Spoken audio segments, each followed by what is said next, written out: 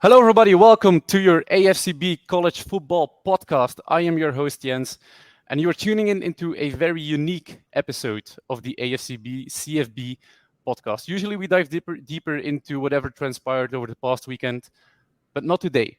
Today, we are doing a very special interview, at least for us people in Belgium. None other than Max Chadwick from PFF joins us today. He's one of the premier experts on college football over at PFF. He has his own podcast as well. It's called Preferred Walk On. You can find it on Spotify, Apple Podcasts, YouTube, wherever you get your podcast. So be sure to check that one out after this one. Welcome, Max. Thank you for taking the time to be here as well out of your pretty busy schedule. Glad you could join us. Of course, man. I don't know if I'm a premier college football analyst. I really appreciate it. That's very kind words from you. But yeah, man, I know we've talked a lot over the course of the season, honestly, and I'm really excited to finally talk to you in person. Yeah, me too. We've actually indeed been talking a bit. You're quite active on Twitter, so people who are into the Twitterverse, you can find the handles below on the screen here as well. Is that your day-to-day job, being on Twitter, creating social media stuff, or what actually is it what you do most during a day? Yeah, so my actual job at PFF, I'm a social media producer. So what I do is I handle a lot of the social media for our main Instagram.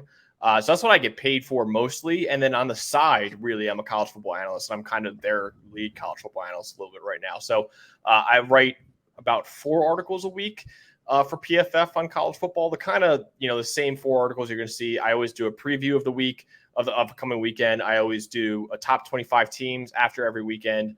And I always do the highest graded players at every position after every week. And then the other one is kind of up in the air. That one usually changes week to week. But I do 4 articles a week, and then we also do 2 podcasts a week too. Like you mentioned, Preferred Walk On, me and Dalton Wasserman. So that's PFF's college football podcast. So we record 2 times a week, Monday and Wednesday.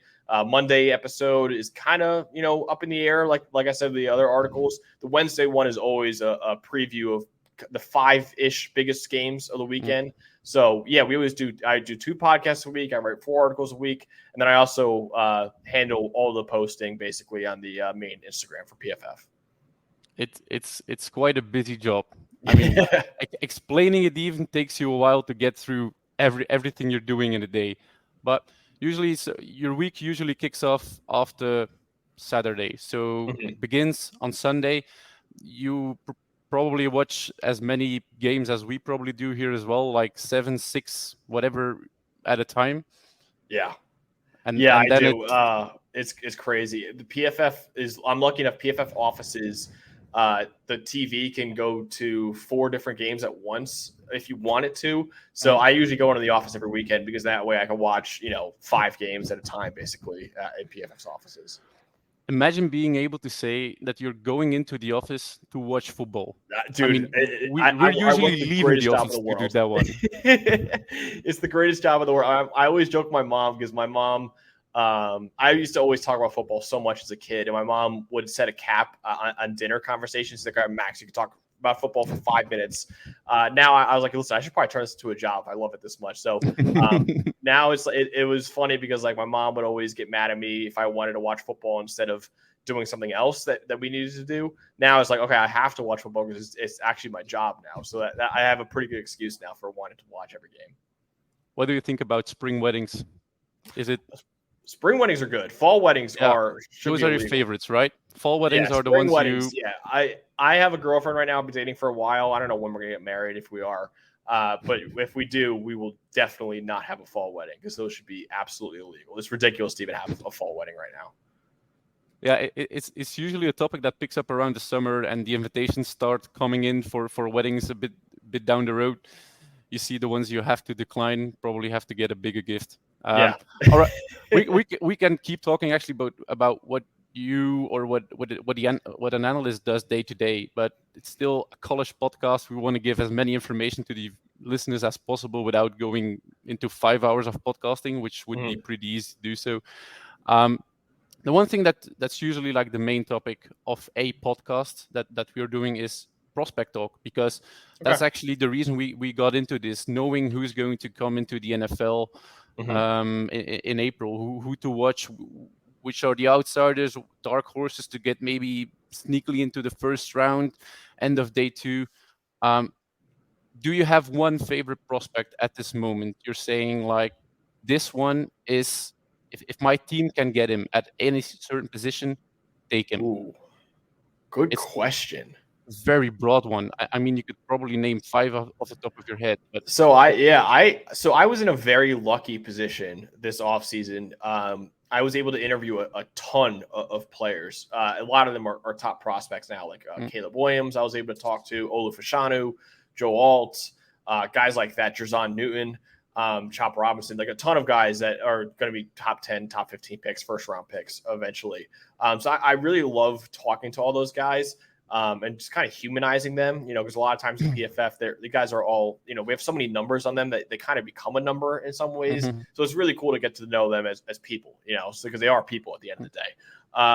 So my favorite, the one guy I want my team to get, I would say I didn't talk to this guy. But I would say the guy who I'd be probably most surprised by if he fails in the NFL is either Marvin Harrison Jr. or Brock Bowers. I didn't talk to either of them, but I think those two are – Brock Bowers might be the greatest tight end prospect of all time. I think he could go down. Unfortunately, he's down with an injury right now. But once he comes back, once he finishes out his college career, we might look back and say that is the best tight end college football has ever seen. I think that his career has done enough that I think you can make that without sounding hyperbolic.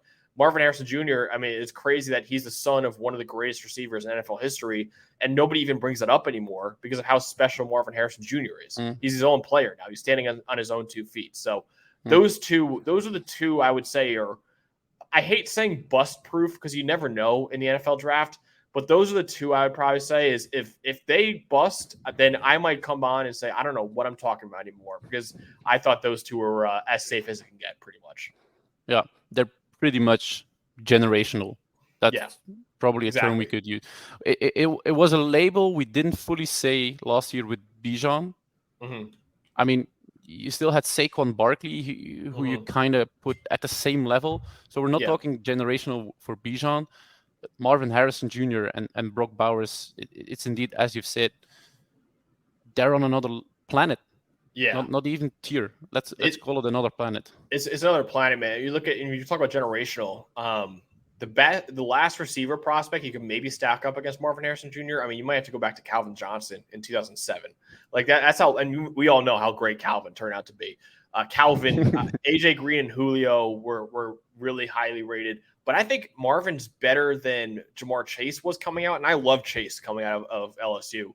Amari Cooper was very, very hyped up coming out of Alabama. I think Marvin's probably even better than that. I think the Marvin Harrison Jr. Heisman hype is kind of absurd right now, but I think as a prospect, generational. And then Brock Bowers, I mean, I think he's better than Kyle Pitts. And then if he's better than Kyle Pitts, he might be the best ever because we all thought Kyle Pitts was the best tight end prospect ever. So, Brock Bowers is truly special too. Yeah. Do you see, I mean, for Marvin Harrison Jr., we kind of know he's locked into probably top 5 because we know there's a team there who's going to reach for him, if we can call it reaching, because you don't have like these 5 QBs that you want to have in the top 5. Is Brock Bowers a prospect that will go down in the first round, the top 10? Or I would say I don't think he's going to go top 5, even though I'd probably take him top 5. I think he is the second best non-quarterback in this draft and worth the second non-quarterback taken in the draft. And I think, so I would say, he might be he might be my number 4 overall prospect behind Caleb and Drake and then Marvin Harrison Jr. I probably have Brock Bowers right behind them. So I would say he deserves to be a top 5 pick. Do I think he's going to go top 5? No, I don't think he's going to be a top 5 pick. I think he should be a top 10 pick. I would expect that.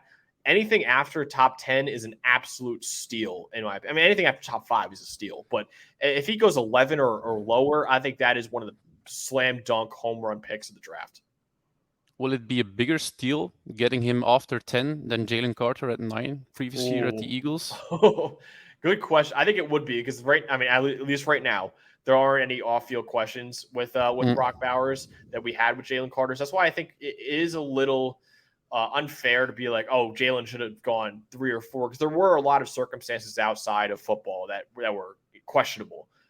Thankfully, nothing has happened since, and he's been a superstar. And he's been and listen, if nothing Probably happened, the best rookie, right? he's easily the best rookie. I think he's easily defensive rookie of the year right now. I would have taken him over Will Anderson Jr. off field. Like if you take away off field concerns, I think he should be the first non-quarterback taken in the draft because I thought he was that special of a defensive tackle prospect. But yeah, I would say Brock might be a bigger steal only because there aren't really any concerns with him that there were with Jalen Carter. So yeah, if he goes in the Jalen Carter range, I'd probably say that is less understandable than what Jalen Carter fell. Yeah. At least now we know there's going to be 2 teams drafting in the top 10 who are not taking QB, who are going to be very happy taking any of these 2 prospects. I've seen Brock Bowers mock to the Bengals when they were kind of bad in the beginning of the season. Can you imagine, dude? Oh my God. Ooh. That would be Jamar Chase and T. Higgins, and we'll see if they keep T. Higgins or anything like that. But with Joe Burrow throwing the ball too, man, that offensive line's improved. Yeah, that's insane. I don't know if the Bengals will have that high of a pick because I think they're really turning it on right now. Yeah. But if they do bottom out for some reason, that would be maybe the most ridiculous receiving core I can imagine. Probably the best pick fit-wise as well. Oh, easily, for Brock they could Bowers. definitely use him, yeah. Yeah, I mean, we've been talking about prospects, only 2 prospects for about 5-10 minutes already, and there's like 100 other guys we could talk about. Is there a class this year that's standing out above the rest? Because we have a few pretty strong classes. Is there one where you're an absolute? This will be a slam dunk. Most of these rookies will probably succeed.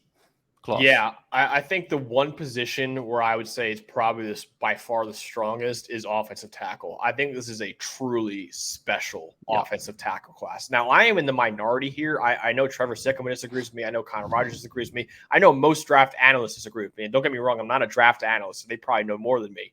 I'm in the minority. I think Joe Alt's the number 1 tackle in this draft. And I don't even think it's particularly that close either. I think he is what he can do as a pass protector, what he can do as a run blocker is special. And he's been a better pass protector than even Olu Fashanu this year. Now, I know Olu is a better mover than him, and he's a special mover. And I interviewed both of them. So it's not like I have bias to either Alt or Fashanu. I love both of them as people, and I think they're both special players and deserve to be top 10 picks. But I think what Alt does as both a pass blocker and run blocker, he was the best tackle in the country last year as a sophomore. He's, again, the best tackle in the country this year as a junior. Fashanu is a special pass blocker, don't get me wrong, but I think his run blocking still needs a lot of work. I just don't think he's that mean in the run game. He's a fluid mover, much more fluid than Joe Alt, and the ceiling could be higher with Fashanu. But I think what Alt has shown in 2 years is rock solid. But don't get me wrong, if you pick either of them, I'm not going to complain. They both should be top 10 picks. And after that, man, Talisa Fuaga has really raised his stock as well. We have him as a top 15 prospect. I'm a lot higher than J.C. Latham than Trevor is. I think he could be a really good tackle in the league. Graham Barton, another guy I interviewed, I think he's a really good tackle, guard, center, whatever you want to play him in the league. I think he might not be a tackle long term. Amarius Mims has maybe the highest ceiling of any tackle in this draft. I mean, he could be a special player. So, yeah, there are a lot of players. I mean, Patrick Paul has played really well. Jordan Morgan from Arizona. If you need an offensive tackle in this year's draft, this is the year to get it, man, because it is this is the strongest tackle class I can remember, and it's headlined by Alton Fashanu, who you can make an argument Alton Fashanu might be the best tackle since at least Penei Sewell, maybe even further than that. So both of them. So I think it's a really special class. It's got superstars at the top, and they got really, really good depth in the first round as well. Yeah, I think Trevor even had Olu going 1 in one of his latest mock drafts, but it was a no trade mock draft. So granted, it's probably not going to be him, but tells you a lot if a tackle goes number 1. And I mean, either Fashanu or Alt, whoever's going to get these guys are going to be very happy that having these guys securing the edge of the offensive line. Is there a class you're not that hyped about? Is there one you're maybe it's maybe a bit too top heavy or depth wise not too great? That's a good question. I think it's a pretty weak running back class. Last year was obviously very strong with Bijan, who, listen, I'm a Penn State fan. Saquon Barkley is my favorite player ever as a Penn State fan. But I would even say Bijan Robinson is a better prospect than Saquon Barkley was. Like I thought he was special coming out. So and then after that, you're going back to maybe Adrian Peterson in 2007. So that's generational fits the term for Bijan Robinson. This year's running back class is pretty weak. And honestly, the number one running back on PFF's big board right now was the number 3 running back at Texas last year in Jonathan Brooks, who's had a great year. But it just shows Bijan Robinson and Roschon Johnson were both ahead of him on the depth chart. That kind of shows kind of the weak running back class that it is, where the number 1 guy in this year's draft was the number 3 guy in last year's team. Yeah, I know he was younger for sure. But, Jonathan Brooks, he's good. Blake Corum is good, but he hasn't been as good as he was a year ago. Donovan Edwards has kind of had a really disappointing year, which I hate because he was one of my favorite interviews. Trey Benson's also been kind of disappointing. Again, one of my favorite interviews. Marshawn Lloyd, I think, is really underrated. Braylon Allen, really underrated as well. But, yeah, it's a weak running back class. They're definitely I don't even think I'd take a running back until late second round right now. I think and that has a lot to do with positional value. But also, I just don't think there's one worth taking in the top 40-ish. But that, and then defensively, you got to look at the linebacker class. I don't think it's that strong either. The interior offensive line class is a little weak too, I would say right now. Yeah, noticed that one as well. Yeah, there are guys stepping up. Jackson Powers Johnson's a guy who's really made a lot of money this year, I think. But I'd probably say the number one I would probably go with is running back, though. I think it's after an amazing class last year, I just don't think you're definitely not going to see 2 running backs go in the top 15 like you did last year. No, that was pretty exceptional, and we knew it at a time it would be exceptional as well. I think indeed running back class should be probably the lowest because you're also not really sure what you're going to get with the first one, and we're not sure who's going to go 1 for running backs. What I do think, however, is that there's a strong possibility these will pan out as running back 2s on a lot of teams, because you've mentioned them, Jonathan Brooks, Blake Corum, Donovan Edwards still will have something of a workload at a team in the NFL, which will prove very fruitful. So in a sense, I'm not that hyped about running backs, but I would be kind of glad if one of those could actually land on one of my teams. Yeah. So I'm a Vikings fan, so we could use the help probably at running back. If one of these guys could join the group, I'd be very happy. So I think if you're looking into fortifying a running back duo, which you could maybe use to get into the playoffs and maybe have a stronger duo threatening the defense, I'd be very glad to take one of these. Indeed, as you said as well, the interior defensive line, Johnny Newton is the one you're probably most excited about, and rightfully so. But then after that, it's probably a bit guessing as well. Do you see one of these going in the first round still, or do we look into day 2 picks then already? Yeah, no, that's a good point. Yeah, I was even saying the interior offensive line class too. And then the defensive line class, though, like I love Johnny Newton. He's a guy that I actually have remained pretty close to after interviewing him. He's an awesome kid, dude. And I think he was one of the top D tackles last year. He is one of the top D tackles this year. I would take him in the top 10. And he told, like, there are very few players who I talked to who would tell you why they came back to school and give you an honest answer. He was the one who was honest. I asked him why he went back, and he was like, dude, I was looking at mock drafts. I was not in the top 2 rounds. That can't happen. I need to go back to school and be a top 10 pick. So I think he deserves to be a top 10 pick now. Another guy who I love is Leonard Taylor. I think he has maybe the highest ceiling of any D tackle in this draft as a pass rusher, especially. So he's another guy that I think could be a top 20 pick if he keeps it going. But after that though, it does get a little murky. But Jerzon Newton is definitely a guy that I would stand on the table for and say we need to take this guy in the top 10. Yeah, we've actually managed to get through probably most classes coming into the next year without talking about the quarterbacks. Yeah. It's pretty exceptional to me to have a draft discussion without talking about quarterbacks. Do you have one you're probably taking first? Are you in the Caleb Williams camp, or are you going Drake Maye and maybe lighting a bit of fire on social media in the upcoming weeks? Interesting. I'm taking Caleb first. Yeah.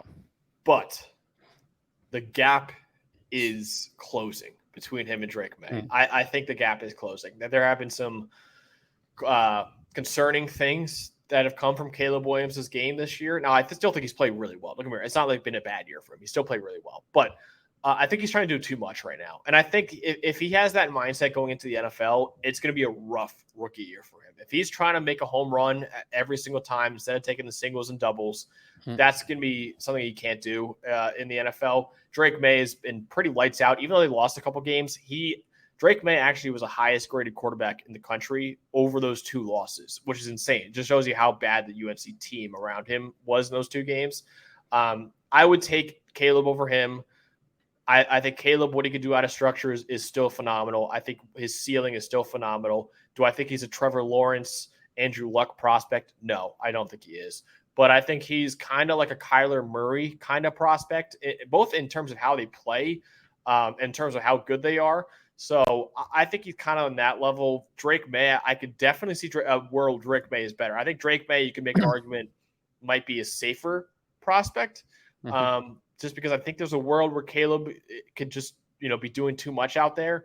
But I think Caleb's talent, he still deserves to be number 1. But, I mean, I do think the gap is closing, and I'm very interested in seeing how Caleb finishes out this season.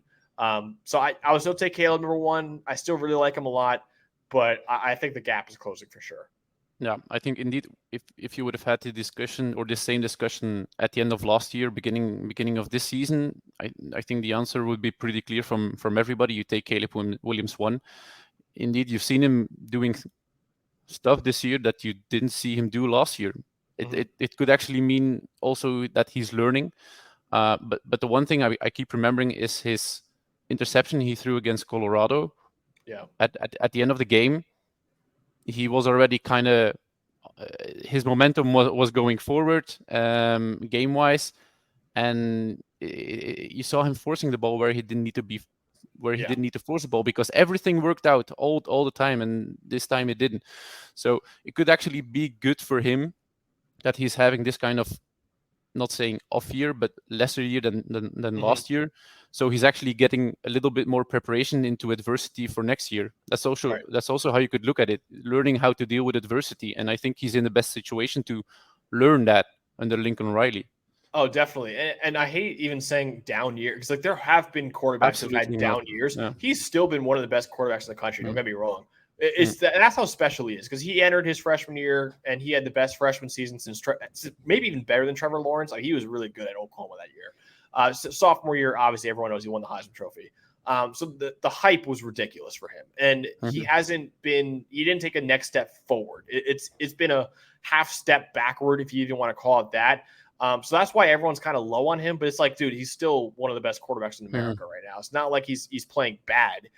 It's just he's not progressing like we wanted to see from him. So it is hard to progress though when you are the best quarterback in America last year. But I know a lot of people have been saying down year. I catch myself saying it too, but it's like a down year for Caleb Williams is still a quarterback that everyone in the country would take pretty much.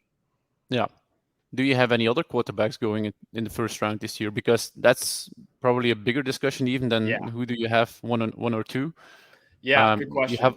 You have a lot of interesting prospects, but you also have kind of a lot of side notes as well with every single prospect that you can name from this point on. Right. I think Michael Penix Jr., the year he's had, I understand he's a 6-year senior. I understand he has 2 torn ACLs in his past, but he's been special. The one thing I think people need to remember, though, Michael Penix Jr., I think a lot of people are kind of crowning him as QB3, and I'm fine with it. I probably would say he's QB3.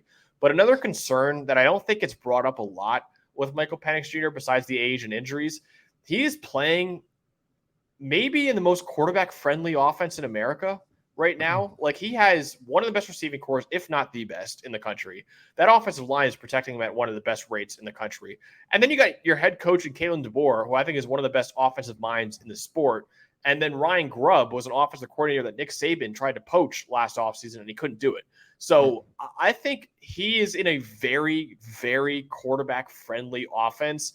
I do think he's phenomenal. He was really good at Indiana, too, so it's not like he just came out of nowhere. But I do think that that's a concern that needs to be brought up. Bo Nix is kind of the same thing, where Bo Nix is playing in a very quarterback-friendly offense, but he's been really good the last 2 years. I've really been impressed by him just kind of stepping up and being a system quarterback a little bit. Whereas at Auburn, he was a gunslinger. You didn't know what Bo Nix was going to do on every play at Auburn. But he's been a lot more playing within the system. JJ McCarthy, I think, could be QB3. I just don't know what the heck he is right now. He hasn't played anyone this year. He's not playing anyone this weekend. And now the Penn State game, the Ohio State game, the playoff, if they make it there, which I think they will, that'll be the test for him. Then we'll say, okay, who are you? Who are you really? Because right now, JJ McCarthy looks like one of the best quarterbacks in America. The problem is we don't know who the heck he is because he hasn't played anyone yet. So I think he's a guy. Shedeur Sanders has played really well. I think he could be I don't think he's going to declare this year. I think he will go back to school for his senior year, but he's really impressed me. He could be QB1 next year, honestly. Last one I want to bring up is Jaden Daniels. He is a guy, I think his career progression and his career arc reminds me a lot of Jalen Hurts, where if you remember, Jalen Hurts at Alabama could not throw the ball. They did not want to throw the ball with Jalen Hurts at Alabama because he simply couldn't do it. That was kind of like Jaden Daniels at Arizona State. He could not throw the ball. He was a great runner, and Jalen Hurts has always been a great runner, but he couldn't throw the ball. Then Jalen Hurts goes to Oklahoma, becomes one of the best passers in the country, goes to the Eagles, becomes a perennial MVP candidate like we know him now. Jaden Daniels goes to LSU last year. He was a great runner, a lot better as a passer, but he also was very conservative as a passer. He didn't push the ball downfield. This year, Jaden Daniels is the best deep ball thrower in the country out of nowhere. I don't know where this came from Jaden Daniels. I have been blown away from him being a guy who could not throw the ball his first couple years. Now, all of a sudden, he's the best deep ball thrower in America after being a conservative quarterback. His progression is amazing. I would not bet against that guy in the NFL. I think he's firmly a second-round pick. I could see him. I don't want to put the Jalen Hurts comparison on him because Jalen Hurts is amazing. But I could see the career progression and just getting better every single year. And I think it's Jalen Hurts-esque, man. And I would not bet against Jaden Daniels. And if he beats Alabama tomorrow, he's your Heisman frontrunner by a mile, in my opinion. Even more of a favorite than JJ? Yeah. Because I think he's the frontrunner right now, JJ McCarthy. I don't think JJ will have the stats to win it, which is, as a PFF guy, I hate that because the counting stats is not a metric that should matter all that much. But for the Heisman voters, it will matter. The stat I actually found, which I think is crazy, JJ McCarthy has only dropped back to pass 4 times in the fourth quarter this season. 4 times. That is less than his fourth-string quarterback. The fourth-string quarterback at Michigan has more dropbacks in the fourth quarter than JJ McCarthy. So he is getting benched in the third quarter because they're beating out teams by 30 already. So I'm excited to see when he finally faces adversity. Like I said, I just don't think JJ will have the stats, the counting stats, to warrant it. Even if his grade is the best in the country, maybe even if he does deserve it in my eyes, I can't see the Heisman voters giving it to him with the stats that he's putting up because he's not playing the second half of most games right now. Yeah, I think you actually bring up an interesting topic. In Michigan, they're not playing anybody, but like you said, you probably expect them in the playoffs.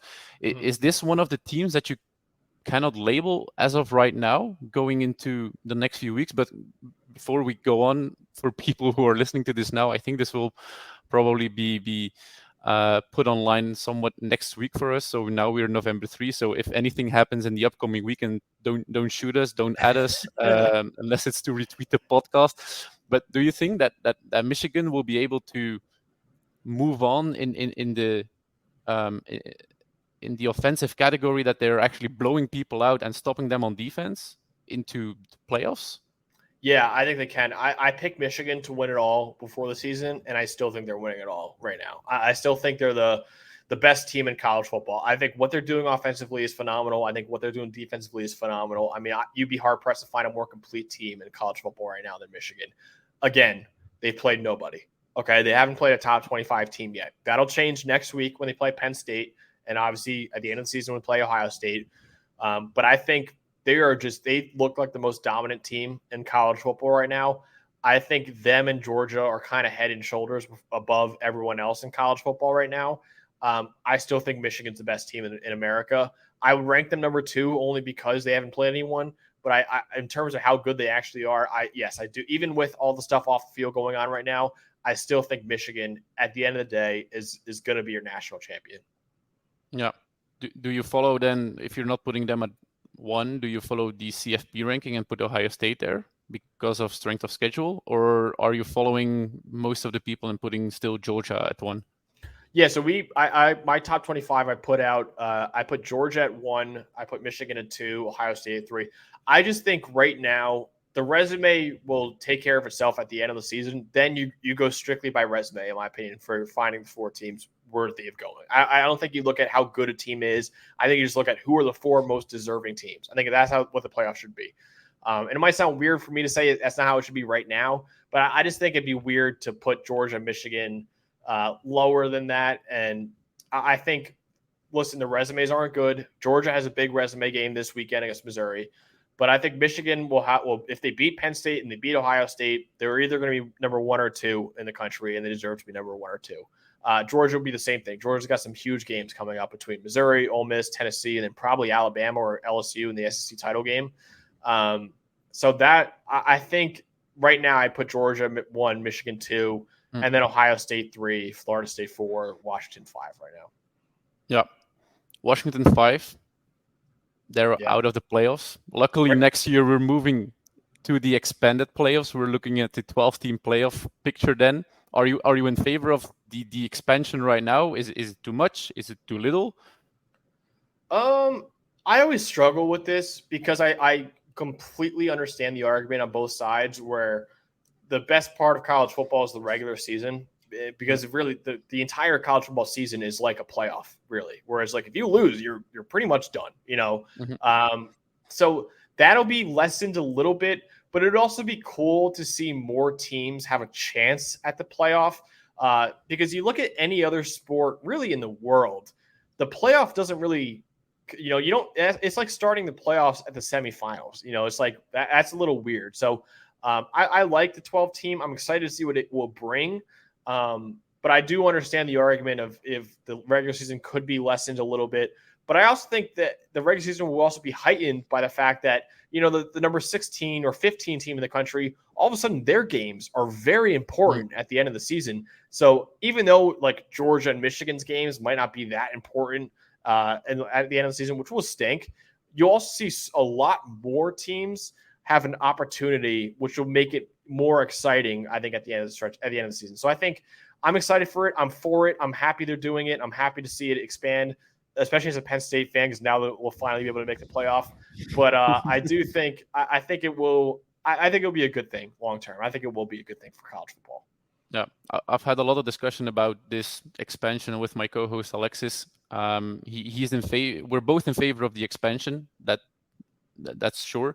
But I'm a bit more in favor of maybe an 8-team playoff. He is in favor of the 12-team playoff. And then my argument is actually what you've said already. It puts more emphasis on the regular season, because indeed college football is all about the regular season. Right. I had in mind with the 8-team playoff, we're looking into next year. So we have 4 conferences. We're still waiting to see what the Pac-2 will do next year, if they're going to join another conference or not, or if they're going to battle it out with the 2 of them. But you have the 4 Power 4 conferences champions going into the playoffs. You have one of the group of 5 who's going to be in the playoff, and then you have 3 wildcards. Yeah, and then anything is up. And I've actually made the comparison today with Tennessee last year. They would be in the 12-team playoff next year if they were to finish 2022 as they did. But losing to South Carolina would mean they are out of the 8-team playoff. And that was kind of interesting to me. You put the emphasis, you can lose one, but you put the emphasis on still winning all your other games. Yeah, I kind of would be with you. I think the 12 team is a big jump. It's a big jump from 4. I kind of like the gradual, you go from, first of all, college football once never had a national championship game. It used to just be you play your bowl game, and at the end of the season, they vote and they say, this is the national champion, which is awful. Then it became a 2-team. Then it became 2 teams where they say, okay, these 2 teams deserve to play for the national championship. That happens. Then it became 4 teams. Now it's going to 12. So it's a huge, it used to be double every year. Now it's just going triple what it is right now. So it is a big jump. And I would have probably liked to see an 8-team as well, to see how that will go, and then make an adjustment from there. Maybe you go from 8 to 12 or even 8 to 16, maybe if you want even more. But yeah, I think it will lessen some of it, but also at the same time, you'll get so many more teams. And also, a big thing that is happening in college football right now, a lot of the top players are not playing in bowl games that aren't the college football playoff. With the 12-team playoff and with an expanded playoff, they're going to play, because they could have a shot at a national championship. So that'll be cool. Like Caleb Williams could still make a 12-team playoff this year, hypothetically. He would play in the bowl game or wherever they play to. So that'll be cool too, to see teams do that. And also, it'd just be really, I think it'd be a good thing for college football long term, honestly. And I'm for it. I understand the arguments against it, but I am very for it right now. Yeah, me too. Anytime you give me more college football to watch, I will be glad. Yeah. This is not going to be a punishment to watch the extra games. Not at all. No. Yeah. And the regular season will still be fun because a lot of teams lose their maybe 1 or 2 games. You're not out, but it puts a lot of stress on maybe not losing a third one. And we had a lot of teams last year losing 3, and they would be out completely. Yeah.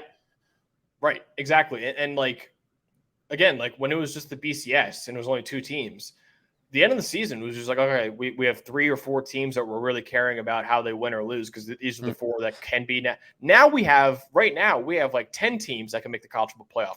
With a 12-team playoff, you're going to have like 24. So I think, again, the massive games like LSU, Alabama, or another game like that, maybe it would be a little less important because you say, oh, okay, even if we lose this game, we can make it. But I also think that you have a lot more other games where it's like, okay, we have to pay attention to what Air Force is doing right now. We have to pay attention to what James Madison eventually, hopefully, will be able to do. It's BS what's going on with them. Yeah. How many years until they are eligible for the playoffs? Is it next year or next year? Okay. They are. But I think right now they deserve to be the favorite to be the Group of 5 team in a New Year's Six Bowl. I think what they have done is more impressive than Air Force. It's more impressive than Liberty. Is they can't even compete for an SEC, for a Sun Belt championship. Awful rule. I think it's terrible, and they deserve to be. They're not even ranked right now in the college football playoff ranking because they're not eligible for the postseason. I would rank James Madison. I think I had him 16 in my ranking. Like they are knocking on the door of the top 15 right now for me at least. So I really like them, but yeah, like I said, man, it's just, again, for some people, they think the regular season will be lessened. I actually think it'll be heightened, man. With so many more teams that can make the playoff, there'll be so many more games at the end of the season that you have to care about, which would be, I think that'll help a lot too. Because I think it's helped a lot with the 4 team, and that there are so many more teams you got to care about, and there'll be so many more games next year. There's so many more teams next year you have to care about too. So I'm excited for that. It's as you say, like the big games will probably matter a little less than they would do this year, but it will be the second tier games, as we could call them maybe now, with teams in the top 15, top 20 who are still battling for that last playoff spot. Right. That will be pretty intense to watch. I think we're almost out of time. We're at 38 minutes. I've actually promised myself to keep it under half an hour. We're usually doing this. We're saying we're going to be under an hour, and then we go on for an hour and a half. Is there something that you would maybe like to share with people in Belgium? Is there something that we can look forward to in the upcoming months at PFF or at the podcast? Ooh. Good question. I would say if you guys want to watch more college football, obviously, other than this show, obviously, but if you want to watch our show, Preferred Walk On, again, like I said, it's on YouTube, anywhere you get your podcast too. We do a preview every week. We do any other week, anything big in college football, we talk about it. So in the off season, we're going to be really, really busy as well. Because I think we can at PFF, I think we can cover the transfer portal pretty much better than anyone else right now. And we'll cover that. Obviously, the coaching searches would be really fun to get into. And then the draft too. I'm really excited to talk about the draft. We have an idea that we're going to do eventually. And I did it last year as an article for PFF.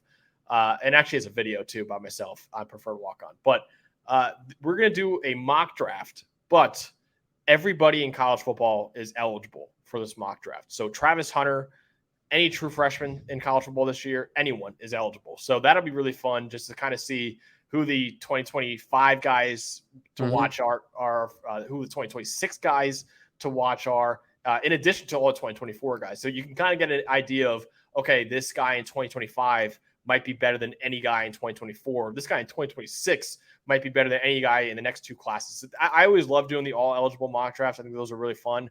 So we will definitely be doing that in the off season, during the draft season, really for college football in the NFL. Is there a prospect you're actually thinking about right now? If we're talking, he's maybe better than the top prospect we have this year, or is it a little bit too soon to already make that judgment? It's a little soon. I think next year's draft's a lot weaker than this year's. One guy who I am blown away by is James Pierce, the edge defender from Tennessee. He has been unreal as a sophomore this year. It's a great edge class this year. He could push for edge one if he was in this year's draft. I think his size, his speed to power is ridiculous. He's crossing over guys too. I think if you haven't watched James Pierce yet, look at number 27 for Tennessee. He is a superstar. So him, Will Campbell, Travis Hunter, obviously. The next year's quarterback class is very up in the air. I don't know who really QB1 will be. We'll see who comes back to school, because I think a lot of guys could come back to school next year. Shedeur is aiming for number 1 pick. So Shedeur, yeah, I think Riley Leonard could come back to school, especially with all the injuries he's had. Michael Pratt is, there's rumors of Michael Pratt transferring.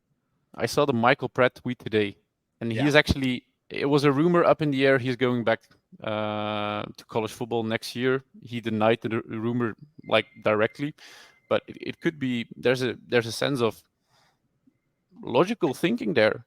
It could make a lot of sense for him to go back to school. Yeah, definitely. And not even that. The rumor I saw too was he might transfer to a big time school. So, I mean, you're thinking about, Notre Dame was in the transfer portal last year. They could use it again after Sam Hartman leaves. Who knows? I mean, there's a lot of schools that could be losing quarterbacks this year's draft that would love Michael Pratt in their program right now. So he might be the top quarterback in the transfer portal this offseason, honestly, if he does decide to enter it. So, I'm excited though. There's a lot of younger guys that nobody really talks about until after this year's draft is over, but we're going to talk about them in our all eligible mock drafts. I'm really excited about that.